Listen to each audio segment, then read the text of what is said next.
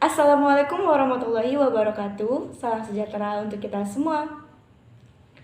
Baik, perkenalkan saya Veronica Sahara, mahasiswa Universitas Riau Kepulauan, jurusan Bimbingan Konseling semester 1. Dengan nomor pokok mahasiswa 20170012. Pada kesempatan kali ini, saya akan menjelaskan tentang perkembangan psikologi pada anak pada tahap infansi atau dari umur 0 sampai 2 tahun. Nah, sebelum saya masuk kepada materi, sebelumnya tujuan saya membuat video ini adalah untuk memberikan informasi kepada teman-teman semua, calon-calon orang tua, maupun yang sudah menjadi orang tua, maupun siapapun yang mencari ilmu tentang psikologi perkembangan pada anak. Nah, selain itu, saya juga membuat video ini dengan tujuan sebagai persyaratan nilai pada ujian tengah semester dari dosen pembimbing mata kuliah psikologi perkembangan anak usia dini. Nah, jadi dalam fase perkembangan infansi pada anak usia 0 sampai 24 bulan ini, saya akan bagi menjadi 3 bagian, yaitu fase perkembangan prenatal atau sebelum kelahiran dan saat kelahiran. Yang kedua adalah fase perkembangan fisik dan kognitif pada anak. Lalu yang ketiga adalah perkembangan sosial emosi kepada anak. Sebelumnya saya juga menjelaskan kenapa sih kita harus belajar tentang psikologi perkembangan pada anak.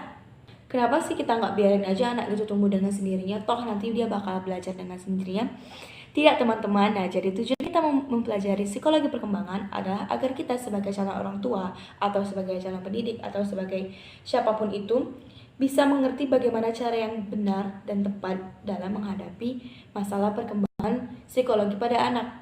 Karena anak-anak itu mempunyai perkembangan psikologi yang berbeda-beda pada tiap orangnya. Dan pengaruh dari lingkungan, pengaruh dari keluarga itu menjadi faktor paling besar dalam berkembangnya psikologi anak, sehingga diharapkan ketika seorang orang tua atau lingkungan yang mengerti tentang psikologi perkembangan pada anak, maka anak tersebut akan tumbuh menjadi orang yang bermanfaat dan terhindar dari hal-hal yang tidak diharapkan. Oke, setelah sekarang sudah tahu alasan kenapa kita harus belajar tentang psikologi perkembangan, kita akan masuk pada fase yang pertama, yaitu pada fase prenatal atau pada masa sebelum kelahiran. Pada tahap ini, di sini orang tua bisa mulai menciptakan kedekatan hubungan kepada bayi yang akan memberikan dampak kepada kedekatan mereka pada saat bayi lahir, juga memberikan kemampuan kognitif, kemampuan kecerdasan kepada si anak. Perkembangan prenatal pada tahap psikologi perkembangan itu dibagi menjadi 3, yaitu germinal, embrionik, dan fetal. Tahap germinal ini disebut juga dengan tahap ovum, di mana bayi itu mulai membentuk ovum atau zigot. Nah, jadi pada tahap ini janin tersebut walaupun masih berbentuk ovum, masih berbentuk zigot, dia sudah bisa menerima stimulus-stimulus dari eksternal, termasuk pola-pola suara, dan dari kebanyakan ada dari ibu itu sendiri. Lalu yang kedua adalah tahap embrio. Di sini bayi sudah mulai menunjukkan bentuknya, walaupun belum jelas, tapi kita sudah bisa mengatakan itu sebagai bayi. Lalu yang ketiga adalah fase janin atau fetus. Nah, di sini bayi sudah mulai membentuk tulang-tulang dan sudah mulai terbentuk bentuk manusianya. Nah, apa yang bisa dilakukan oleh orang tua pada masa ini adalah antara lain itu mengkonsumsi makanan yang baik dan bergizi, lalu belajar kursus tentang bagaimana memecahkan permasalahan-permasalahan. Di sini akan membantu ibu tersebut mengasah pikiran, dan bayi juga akan ikut dengan apa yang dilakukan ibu tersebut. Lalu mendengarkan musik klasik, atau bagi muslim juga bisa mendengarkan murotal atau pembaca ayat suci Al-Quran.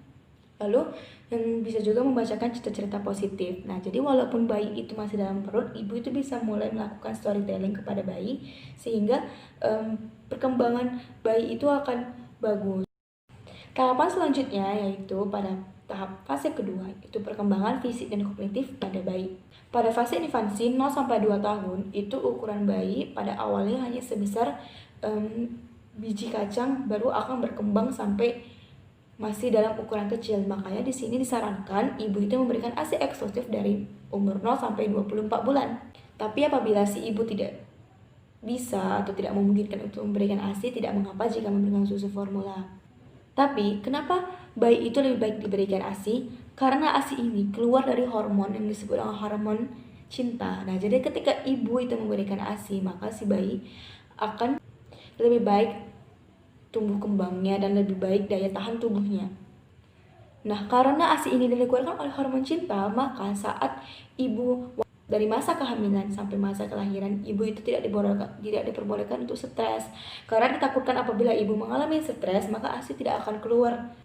Pemberian ASI eksklusif itu disarankan sampai umur 6 bulan. Setelah itu boleh disambil dengan susu formula sampai umurnya 2 tahun baru diberhentikan pemberian ASI-nya. Nah, apa sih manfaat diberikan ASI eksklusif tersebut? Manfaatnya adalah seperti yang sudah saya bilang tadi, itu ada daya tahan tubuh anak nanti akan lebih baik, juga daya tumbuh kembangnya akan lebih baik. Sedangkan bagi ibu sendiri mengeluarkan ASI tadi, karena itu keluar dari hormon cinta, maka ketika ibu mengeluarkan ASI, maka hormon bahagia akan muncul dari tubuhnya, sehingga ibu akan merasakan bahagia dan mengurangi stres. Juga bisa mengurangi pengeluaran pada rumah tangga dan menghindari resiko kanker payudara bagi ibu. Fisik saat bayi itu lahir, maka umumnya bayi akan mengalami pengurangan berat badan setengah sampai 1 kilo. Sewajarnya bayi akan mengalami kenaikan berat badan 200 sampai 500 gram per bulan di awal kelahiran. Tapi tidak mengapa juga apabila mengalami penurunan asal dengan tidak drastis penurunannya.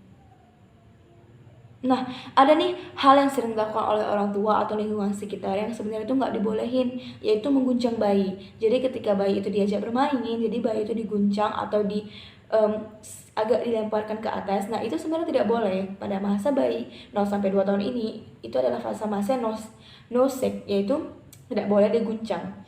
Kenapa bayi itu tidak boleh diguncang? Karena pada tahap ini neuron atau saraf-saraf pada bayi itu belum berkembang secara sempurna.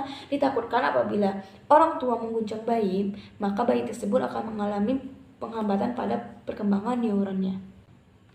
Nah, di sini ada teori perkembangan yaitu namanya teori neurokontradivis. Di sini perkembangan otak bayi itu dikatakan dipengaruhi oleh biologis bayi, yaitu makanannya, pola tidur, dan sejenisnya.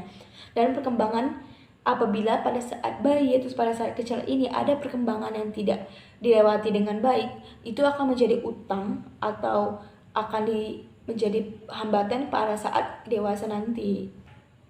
Lalu teori yang kedua adalah otak itu bisa menipis dan mengembang. Jadi ketika otak kita asah, maka otak akan berkembang. Sedangkan jika kita tidak pernah mengasah otak, maka dikhawatirkan otak itu mengalami penurunan kinerja. Nah, untuk fase tidur pada bayi itu umumnya 18 jam dengan periode tidur 3,5 jam lebih selama selang 2 jam. Hingga 7 bulan, bayi itu biasanya menghabiskan masa tidur hingga 10 jam lebih. Nah, pada saat bayi ini ada juga gangguan tidur pada bayi. Gangguan kognitifnya itu yaitu ketika bayi mengalami kesulitan tidur pada malam hari dan tidur di siang hari. Nah, kenapa ini bisa terjadi? Itu bisa diakibatkan oleh beberapa hal seperti kebiasaan ibu saat hamil atau kebiasaan ibu yang mengalami depresi saat kehamilan, itu akan berpengaruh pada lahirnya bayi nanti. Atau terlalu cepat diberi makanan padat atau diberi tontonan pada masih kecil, itu juga bisa mengakibatkan bayi mengalami gangguan tidur. Lalu bayi juga mengalami yang namanya REM atau REM, yaitu Rapid Eye Movement, di mana di sini bayi itu biasanya matanya itu bergerak atau dia itu seolah-olah bergerak pada saat tidur. Bisa jadi itu karena ada mimpi atau karena apa, dan itu tidak mengapa.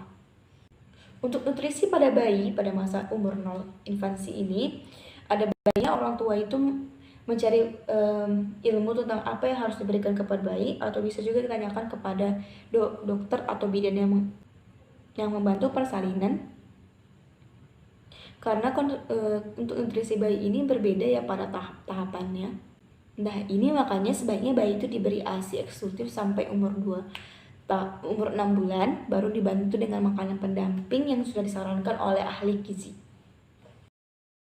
Nah, lalu yang terakhir adalah perkembangan emosi dan sosial pada anak. Nah, apa sih perkembangan emosi itu? Nah, perkembangan emosi itu menurut White Nutrition adalah perkembangan bayi yang berhubungan dengan kemampuannya mengenali, memahami, serta mengendalikan emosi yang dia miliki. Sedangkan untuk perkembangan sosial itu kondisi bayi ketika dia merespon lingkungan sekitarnya atau orang-orang sekitarnya.